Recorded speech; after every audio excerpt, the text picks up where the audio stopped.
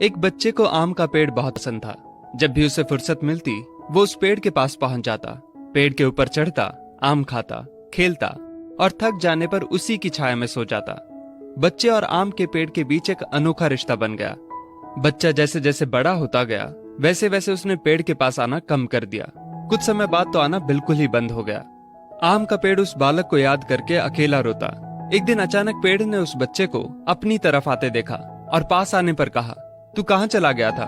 मैं रोज तुम्हें याद किया करता था। चलो आज फिर से दोनों खेलते हैं। बच्चे ने आम के पेड़ से कहा, अब मेरी खेलने की उम्र नहीं है, मुझे पढ़ना है, लेकिन मेरे पास फीस भरने के पैसे नहीं हैं। पेड़ ने कहा, तू मेरे आम लेकर बाजार में बेच दे, इससे जो पैसे मिलेंगे उससे अपनी फीस भर देना। बच्चे ने आम के पेड़ से सारे आम तोड़ लिए और उन सब आमों को लेकर वहां से चला गया। उसके बाद वो फिर कभी दिखाई नहीं दिया। आम का पेड़ हर पल उसकी राह देखता रहता। एक दिन वो फिर आया और कहने लगा, अब मुझे नौकरी मिल गई है, मेरी शादी हो चुकी है, मुझे मेरा अपना घर बनाना है, लेकिन इसके लिए मेरे पास अब पैसे नहीं हैं। आम के पेड़ ने कहा, तू मेरी सभी डालियों को काट कर ले जा, उससे अपना घर बना ले। उस जवान लड़के ने पेड़ की सभी डालियां काट ली और लेकर चला गया।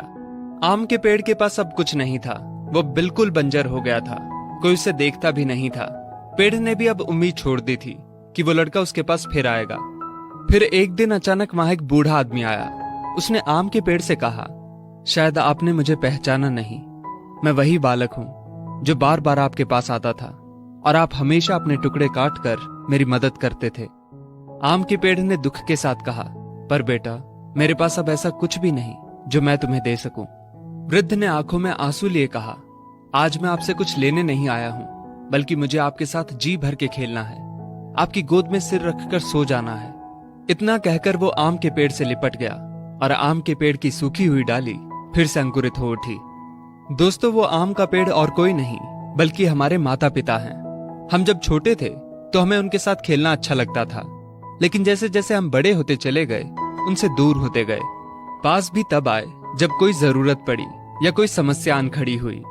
आज कई माँ बाप उस बंजर पेड़ की तरह अपने बच्चों की राह देख रहे हैं, जाकर उनसे लिपटें, उनके गले लग जाएं। फिर देखना वृद्ध अवस्था में उनका जीवन फिर से अंकुरित हो उठेगा।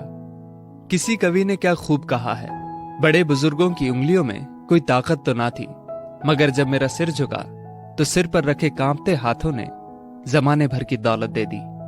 दोस्तों, इस वीडियो डाउनलोड मौज।